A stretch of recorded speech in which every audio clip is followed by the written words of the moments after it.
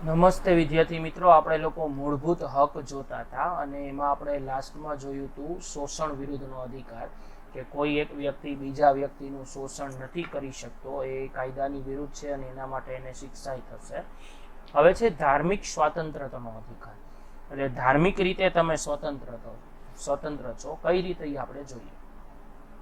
ભારતનો કોઈ પણ નાગરિકને અંતઃકરણ અનુસાર, એટલે પોતાના અંદરથી જે ઈચ્છા થાય એ અનુસાર પોતાને મનપસંદ ધર્મમાં માનવાનો, પોતાને ગમે છે એ ધર્મ માનવાનો અને તેનું પાલન કરવાનું. એને ગમે એ ધર્મમાં માનવું, એનું પાલન કરવું, આ ઉપરાંત એનો પ્રચાર પ્રસાર કરવાનો સમાન અધિકાર બંધારણે ઘડ્યો છે. દરેક વ્યક્તિ પાસે આ અધિકાર છે. પોતાને ગમે એ ધર્મમાં માને, પોતાને ગમે એ ધર્મનું પાલન કરે અને પોતાને ગમતા ધર્મનો પ્રચાર પ્રસાર કરે. આવા સમાન અધિકાર બધાને આપ્યો છે. પરંતુ આ સ્વતંત્રતા જાહેર વ્યવસ્થા, નીતિમત્તા અને સ્વાસ્થ્યને બાદ ન આવે તે રીતે વ્યાજબી નિયંત્રણોને આધીન રહીને ધાર્મિક સ્વતંત્રતાનો અધિકાર ભોગવવાનો છે. પહેલા તો જાહેર વ્યવસ્થાને, બધા લોકોની વ્યવસ્થાને ક્યાંય નુકસાન ન પહોંચાડવું જોઈએ. નીતિમત્તા અને સ્વાસ્થ્યને વાંધો આવે એવું કંઈ બાદ, એટલે કોઈ તકલીફ પડે એવું ન થવું જોઈએ. આવા વ્યાજબી નિયંત્રણોને આધીન રહી અને તમે ધાર્મિક સ્વાતંત્ર્યનો અધિકાર ભોગવો છો. ધાર્મિક ક્રિયાકાંડો, પ્રાર્થના કે પૂજા કરવાની સ્વતંત્રતાનો સમાવેશ આમાં થાય છે. ધાર્મિક ક્રિયાકાંડ કરવી, પ્રાર્થના કરવી કે પૂજા કરવી, તો એ સ્વાતંત્ર્યનો સમાવેશ આની અંદર જ થાય છે. ભારતમાં રાજ્યને પોતાનો કોઈ ધર્મ નથી. આપણે ઓલરેડી 8મા ચેપ્ટરમાં જોયું તો ભારત બિન સાંપ્રદાયિક છે, એને કોઈ ધર્મ નથી. ભારતનું રાજ્ય કોઈ ધર્મ કે સંપ્રદાયના સિદ્ધાંતો કે માન્યતાઓના આધારે ચાલતું નથી. ભારતનું રાજ્ય વ્યવસ્થાપન ધર્મ કે સિદ્ધાંતના આધારે નહીં ચાલે ને, સંપ્રદાય મુજબ નહીં ચાલે.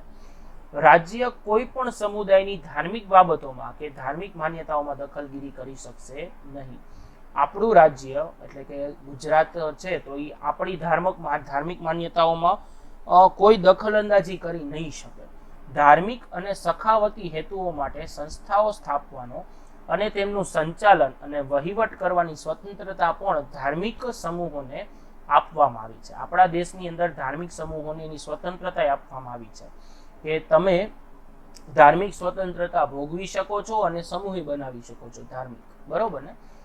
કોઈ પણ રાજ્ય જાહેર કરવેરા દ્વારા ઉભા કરાયેલ જાહેર ફંડનો ઉપયોગ કોઈ ખાસ ધર્મ કે સંપ્રદાયના લાભ કે અભિવૃદ્ધિ માટે કરી નહીં શકે. જો રાજ્યએ કોઈ કરવેરાથી ઊભી કરેલી છે જાહેર ફંડ, જેનો ઉપયોગ જાહેર કામ માટે થવો છે, તો આનો ઉપયોગ કોઈ ધર્મ કે સંપ્રદાયના લાભ માટે કે એનો વિકાસ કરવા માટે નહીં કરી શકાય. સરકારી ગ્રાન્ટમાંથી ચલાવાતી કોઈ પણ શૈક્ષણિક સંસ્થા, સરકારે મદદ કરી છે તેને સરકારી ગ્રાન્ટ કહેવાય, તો આ સરકારી ગ્રાન્ટથી જો કોઈ શૈક્ષણિક સંસ્થા ચાલે છે, તો આ સંસ્થા ધાર્મિક શિક્ષણ આપી શકશે નહીં. એ ધર્મનું શિક્ષણ નહીં આપે ને, એને વિદ્યાર્થીઓનો વિકાસ કરવાનો છે, એને ધર્મ નથી શીખવાડવાનો, અને એ રાજ્ય તો ન જ કરી શકે. ધાર્મિક શિક્ષણમાં ભાગ લેવાની કે ધાર્મિક ઉપાસનામાં હાજર રહેવાની ફરજ એ નહીં પાડી શકે. એ સ્કૂલો એવું નહીં કરી શકે કે તમે ધાર્મિક શિક્ષણમાં ભાગ લ્યો કે ધાર્મિક વિધિઓ ઉપાસનામાં હાજર રહ્યો ફરજિયાત, એવું કરી શકે નહીં.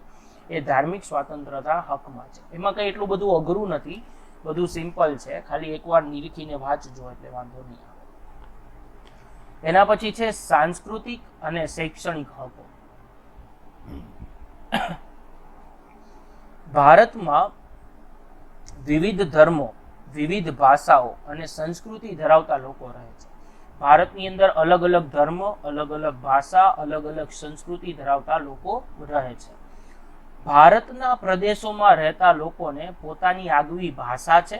ભારતમાં રહેતા દરેક વ્યક્તિને પોતાની આગવી ભાષા છે, એની લિપિ છે એટલે લખવાની રીત છે, એની સંસ્કૃતિની ઓળખ છે અને તેના આધારે રચાયેલા વર્ગ સમૂહોને જાળવી રાખવાનો અધિકાર છે, કે એનાથી જે કાંઈ વર્ગ સમૂહ બન્યો છે એને જાળવી રાખવાનો અધિકાર એને આપવામાં આવ્યો છે. કોઈ પણ એક શૈક્ષણિક સંસ્થાઓ કે જે રાજ્યની ગ્રાન્ટ પર નિર્ભર હોય, જે રાજ્યની મદદ ઉપરથી નિર્ધારિત છે, એ શૈક્ષણિક સંસ્થાઓ તેમાં ધર્મ, જાતિ, જ્ઞાતિ, ભાષા તો તેવા કોઈ પણ કારણસર કોઈ નાગરિકને પ્રવેશ આપવાનો ઇનકાર કરી શકશે નહીં. આ સાંસ્કૃતિક અને શૈક્ષણિક હકોમાં છે ને, એની સંસ્કૃતિ જાળવવાનો એનો અધિકાર છે અને એની સંસ્કૃતિ જાળવીને એને શિક્ષણ મેળવવાનો અધિકાર છે. એટલે કોઈ શૈક્ષણિક સંસ્થા એને ના ન પાડી શકે જો એ રાજ્યની ગ્રાન્ટ પર નિર્ભર હોય તો. જો કોઈ ઉમેદવાર ચૂંટણીમાં ધર્મ કે જાતિ કે ભાષાના ધોરણે પોતાના મત માટે અપીલ કરે, એટલે કોઈ ઉમેદવાર એવી રીતે અરજી કરે કે ભાઈ મારા ધર્મના લોકોનું હું સારું કરીશ, કે મારી જાતિના લોકોનું હું સારું કરીશ, કે હું આ ભાષાના લોકોનું સારું કરીશ, તો આવી જો કોઈ અપીલ કરે ને તો એ વ્યક્તિ જે નેતા બનવા માટે ઉમેદવાર છે એ લોક પ્રતિનિધિત્વ ધારાની કલમ 123(3) હેઠળ ગેરરીતિ ગણાય છે. એટલે ખોટું કામ છે અને એની એને સજાઈ પડશે.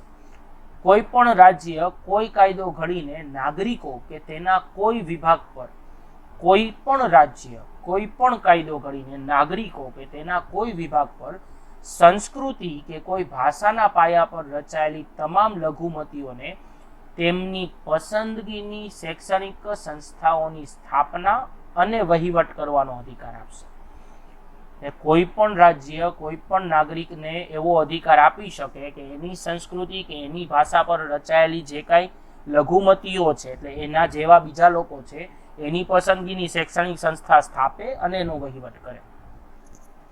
રાજ્ય પણ કોઈ ધર્મ કે ભાષા પર રચાયેલી લઘુમતી સંસ્થાઓની રાજનિધિમાંથી અપાતી શૈક્ષણિક સહાય કે શૈક્ષણિક શિષ્યવૃત્તિ જેવા લાભોમાં માત્ર એ કારણોસર ભેદભાવ નહીં કરી શકે.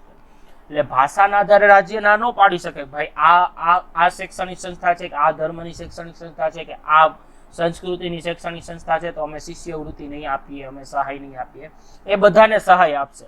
પછી કોઈ પણ ધર્મની હોય, કોઈ પણ સંસ્કૃતિની હોય, એને મનાઈ કરી શકે નહીં. આવી લઘુમતી સંસ્થાઓની મિલકતનું ફરજિયાત સંપાદન કે પોતાના હસ્તક લેવા ઈચ્છે તો રાજ્ય જરૂરી વળતર આપીને જ કરી શકાય. અને માનો કે રાજ્યને એ મિલકત જોઈએ છે, એની સંસ્થા જોઈએ છે કે ફરજિયાત લેવી પડે એમ છે. ઘણીવાર કેવું હોય, રોડ રસ્તા નીકળતા હોય ને તેમાં વચ્ચે કોઈનું મકાન આવતું હોય તો એ સરકાર ખરીદી લે તો એની સામે એને જરૂરી વળતર આપવું પડશે. આમ શૈક્ષણિક સંસ્થાઓના સંદર્ભે મહત્વપૂર્ણ જોગવાઈ છે કે શૈક્ષણિક સંસ્થાઓ કોઈ ધર્મ, સંસ્કૃતિ, ભાષાને બાધ્ય નથી. બધી ભાષાઓને છૂટછાટ છે અને જો રાજ્ય દ્વારા ચલાવવામાં આવે કે રાજ્યની ગ્રાન્ટ હોય તો એવી સંસ્થાઓને તો ફરજિયાતપણે માનવાનું રહેશે. બરોબર ને? ઓકે. અને એના પછીનો છે બંધારણીય ઇલાજોનો હક. ગમે તેટલા સારા કાયદાઓ ઘડવામાં આવે, ગમે એટલા સારા, અત્યાર સુધીના એક કાયદો એવો નહીં જેમાં તમે એમ કહેશો કે ના સાહેબ આ કાયદો ખરાબ છે, મૂળભૂત હકોની જોગવાઈ કરવામાં આવે, પરંતુ જો એનો અમલ યોગ્ય રીતે ન થાય તો આવી સ્વતંત્રતા કે અધિકારનો કોઈ અર્થ જ નથી રહેતો ને. જો એનો જે અમલ થવો જોઈએ નથી થતો તો શું ફાયદો? એ ખાલી લખેલા શબ્દો છે. તેથી આ હકોના અમલ માટે બંધારણમાં જોગવાઈ કરવામાં આવી છે. એટલે આ હકોનો અમલ થાય એના માટે બંધારણમાં જોગવાઈ કરવામાં આવી છે, જે અનુસાર મૂળભૂત હકોના ભંગ બદલ સીધા જ સર્વોચ્ચ અદાલત કે વડી અદાલતમાં જઈને દાદ માગવાના અધિકારને પણ મૂળભૂત હક તરીકે સ્વીકાર. દાદ એટલે તમે ત્યાંથી સહાય માગી શકો છો, અરજી કરી શકો છો જો તમારા મૂળભૂત અધિકાર ભંગ થાય છે તો. સર્વોચ્ચ અદાલત મૂળભૂત હકોના રક્ષણની અગત્યની ભૂમિકા. સર્વોચ્ચ અદાલત સૌથી ઉપલી અદાલતની વાત કરીએ જ બાળકો, એકે વચ્ચેના સ્ટેપે નથી જવાનું. જો તમારો મૂળભૂત હક નથી મળતો તમને તો તમે સીધા સર્વોચ્ચ અદાલતમાં જઈ શકો છો અને સર્વોચ્ચ અદાલત આ હકોના રક્ષણનું બહુ મહત્વની ભૂમિકા કરે છે. આ અંગે અદાલતને જરૂરી લાગે તે પ્રકારના યોગ્ય આદેશો, સૂચના કે આજ્ઞાપત્રો કે હુકમનામા કાઢવાની વિશાળ સત્તા એને બંધારણમાં આપવામાં આવી છે. કે સર્વોચ્ચ અદાલતને જરૂરી લાગે તો એ પોતાના મુજબ આદેશ આપી શકે, સૂચના આપી શકે, આજ્ઞાપત્ર આપી શકે, હુકમે કરી શકે. એની પાસે એની વિશાળ સત્તા છે. અને એને આ સત્તા કોણે આપી છે તો કે બંધારણે. તે અંગે કોઈ વાંધો લઈ શકતું નથી. સર્વોચ્ચ અદાલત આવું કઈ કરે તો બીજું કોઈ વ્યક્તિ એનો વાંધો નહીં લઈ શકે. મૂળભૂત અધિકારોનો ભંગ થયાની કોઈ રાજ્યની ફરિયાદ કરવામાં આવે તો તેનો યોગ્ય ઉપાય કરવા માટે સર્વોચ્ચ અદાલત જરૂરી છે અને એ સર્વોચ્ચ અદાલત માટેનું મુખ્ય કામ છે. સર્વોચ્ચ અદાલત એ કરશે જ. ડોક્ટર બાબા સાહેબ આંબેડકરે આ હકને બંધારણનો આત્મા સમાન કહ્યો છે. તમે જ વિચારો કે આ હક ન હોય તો આગલા કોઈ હકનો ફાયદો થાય? વ્યક્તિ મન પડે એવું કરી શકે, કેમ કે એ તો ખાલી લખેલું છે ને. એટલે આને બાબા સાહેબ આંબેડકરે એવું કીધું કે ના ભાઈ, આ હક છે ને બંધારણનો આત્મા છે. સંસદ દ્વારા આવા હુકમો બહાર પાડીને સત્તા અન્ય કોઈ અદાલત સુપરત કરી શકે છે. સંસદ કાયદા દ્વારા આવા હુકમો બહાર પાડવાની સત્તા અન્ય કોઈ અદાલતને સુપરત કરી શકે છે. એટલે સુપરત એટલે પાછી આપી શકે છે. મૂળભૂત અધિકારોનો ભંગ થતો હોય કે તે સાથે અસંગત હોય તેવો કાયદો ઘડતા રાજ્ય વિધાનસભાને સર્વોચ્ચ અદાલત અટકાવી શકે છે. અને માનો કે રાજ્ય મૂળભૂત અધિકારનો ભંગ થતો હોય એવો કોઈ કાયદો બનાવે છે વિધાનસભા, તો સર્વોચ્ચ અદાલત એને રોકી શકે છે. સર્વોચ્ચ અદાલત સરકારને ના પાડી શકે છે કે તમે આવો કાયદો નથી બનાવી શકતા.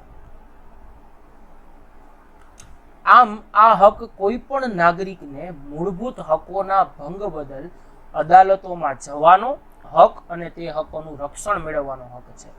આ હક શું કરે છે તો કે કોઈ પણ નાગરિક પોતાના હકનો ભંગ થાય તો અદાલતમાં જઈને એ હક મેળવી શકે અથવા તો એ હક સામેનું રક્ષણ મેળવી શકે.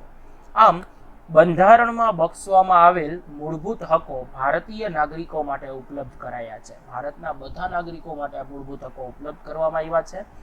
આ હકો સરકાર એટલે કે કેન્દ્ર સરકાર અને રાજ્ય સરકાર એ બધાને સામે આપવામાં આવ્યા છે. બરોબર ને? એને ખ્યાલ જ છે. મૂળભૂત હકો બધા સમય માટે, બધા નાગરિકો માટે. એનો કોઈ સમય નથી કે આટલાથી આટલા જ મૂળભૂત, બધા સમય માટે અને દરેક નાગરિક માટે. પરંતુ એમાં એક ટ્વિસ્ટ છે કે જો કટોકટીના સંજોગો હોય ત્યારે અમુક મૂળભૂત હકોને સ્થગિત એટલે કેન્સલ નહીં કરે, ટેમ્પરરી એને મનાઈ ફરજમાં આવી દેવામાં આવશે કે અમુક સમય માટે એ હક તમને નહીં મળે. કોઈ પણ નાગરિકના મૂળભૂત હકો છીનવાઈ જાય તેવા કોઈ પણ કાયદાઓ રાજ્ય ઘડી શકતું નથી. આપણે આગળ જોયું કે સર્વોચ્ચ અદાલત એને અટકાવી શકે. એટલે કોઈ પણ કેસમાં મૂળભૂત હકો દરેક ભારતના નાગરિકને મળવાના જ છે. અને મૂળભૂત હકો મહત્વના છે દરેક વ્યક્તિના વિકાસ માટે, અને દરેક વ્યક્તિનો વિકાસ થશે તો જ સમાજનો વિકાસ થશે અને ઓવરઓલ આખા દેશનો વિકાસ થશે. બરોબર ને? તો ખાસ એકવાર બધા હક વાંચી લેજો અને કોઈ પ્રશ્ન હોય તો મને પૂછજો. નેક્સ્ટ લેક્ચરથી આપણે લોકો મૂળભૂત ફરજો શરૂ કરશું. બરોબર?